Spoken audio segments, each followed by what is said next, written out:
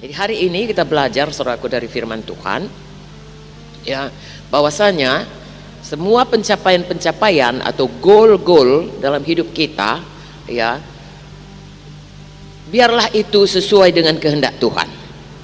Amin. Itu secara umumnya. Dan kalau itu belum sesuai kehendak Tuhan, jangan teruskan di situ.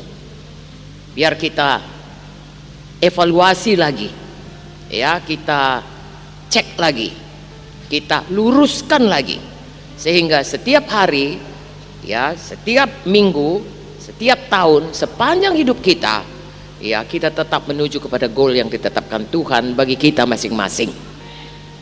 Kalau Billy Graham berkata, ya, manusia ini kecuali dia kembali kepada Tuhan, karena pada waktu dia diciptakan dihembuskan Tuhan nafasnya kepadanya, jadi hidupnya itu berpusat kepada Tuhan. Kalau bukan ke situ goalnya, apapun yang dicapainya tetap ada kekosongan.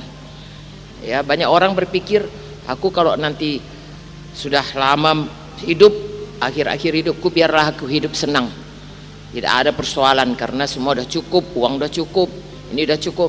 Saudaraku, sekiranya pun itu tercapai, ya, hidup tidak ada persoalan atau semua persoalan bisa, tetap aja ada kekosongan di dalam hati, tetap saja pencapaian itu tidak seperti yang dikehendaki Tuhan, sehingga jiwa kita, roh kita tetap tidak puas. Hari ini biar kita luruskan semuanya. Haleluya saudaraku, masing-masing kita. Amin.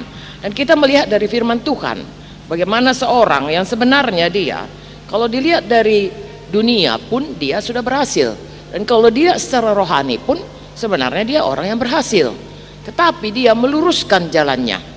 Dan dia berkata itu semuanya sampah, semuanya itu, ya, aku mau betul-betul lah mendapatkan, ya, apa yang sesungguhnya yang paling penting dalam hidupku. Saudara tentu tahu, yaitu Rasul Paulus. Ya, kita baca dalam Filipi 3, buka Alkitab kita saudaraku. Filipi 3 1, 2, 3. Tapi apa yang dulu merupakan keuntungan bagiku, sekarang ku anggap rugi karena Kristus. Malahan segala sesuatu ku anggap rugi karena pengenalan akan Kristus Yesus Tuhanku, lebih mulia daripada semuanya. Oleh karena dialah aku telah melepaskan semuanya itu dan menganggapnya sampah, supaya aku memperoleh Kristus, bukan dengan kebenaranku sendiri karena mentaati hukum Taurat, melainkan dengan kebenaran karena kepercayaan kepada Kristus, yaitu kebenaran yang Allah anugerahkan berdasarkan kepercayaan. Yang ku kehendaki ialah mengenal Dia dan kuasa kebangkitannya dan persekutuan dalam penderitaannya, di mana aku menjadi serupa dengan Dia dalam kematiannya, supaya aku akhirnya beroleh kebangkitan dari antara orang mati. Bukan seolah-olah aku telah memperoleh hal ini atau telah sempurna, melainkan aku mengejarnya. Kalau aku dapat juga menangkapnya, karena aku pun telah ditangkap oleh Kristus Yesus. Saudara-saudara, aku sendiri tidak menganggap bahwa aku telah menangkapnya, tapi ini yang kulakukan, aku melupakan apa yang telah di belakangku dan mengarahkan diri kepada apa yang di hadapanku, dan berlari-lari kepada tujuan untuk memperoleh hadiah, yaitu panggilan sorgawi dari Allah dalam Kristus Yesus. Karena itu marilah kita yang sempurna berpikir demikian, dan jikalau lain pikiranmu tentang salah satu hal itu akan dinyatakan Allah juga kepadamu. Tapi baiklah tingkat pengertian yang telah kita capai, kita lanjutkan menurut jalan yang telah kita tempuh. Amin. Oke. Jadi saudaraku, ini Paulus ini sebelum dia bertobat pun dia sudah hebat ini. Ya, dia salah seorang daripada pemuka agama. Nah, tetapi dia berkata, yang dulu itu hebat sama sekali tidak ada apa-apanya. Dia tidak mau bermegah akan hal yang lama. Dia hanya mau, saudaraku, sampai kepada rencana Tuhan. Amin. Nanti kita lihat ayat demi ayat.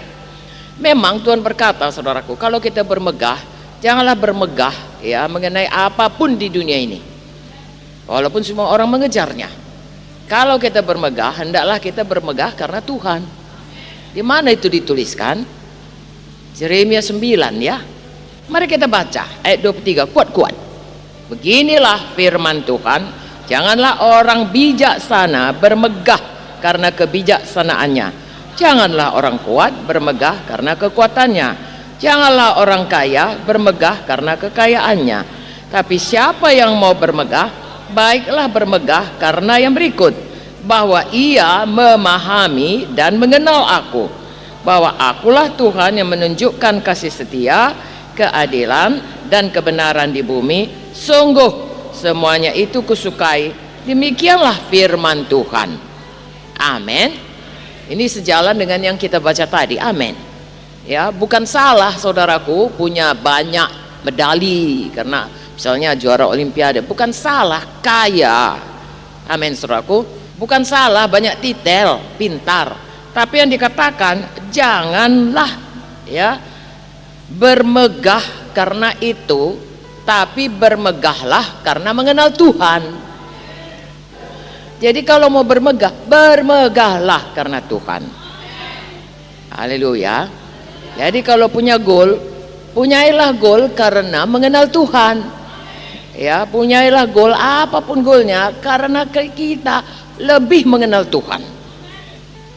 Haleluya.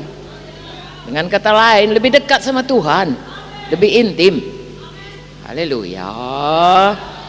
Oke, jadi saudaraku, ya kalau Galatia 2:20 itu ada nyanyinya. Adapun hidupku ini bukannya aku lagi, melainkan Kristus dalamku, dan sekarang yang kuhidupi sekarang ini adalah hidup demi iman akan Tuhan Yesus yang sudah mati ya bagi kita dan menyerahkan nyawanya bagi kita, yang mengasihi kita. Amin. Lagi-lagi saudaraku, hidup kita ini satu goalnya, Tuhan Yesus. Haleluya. Jadi kalau ada yang menarik-narik saudaraku, balik lagi lah. Siapa goal kita? Tuhan Yesus. Kenal Yesus lebih dalam. Amin.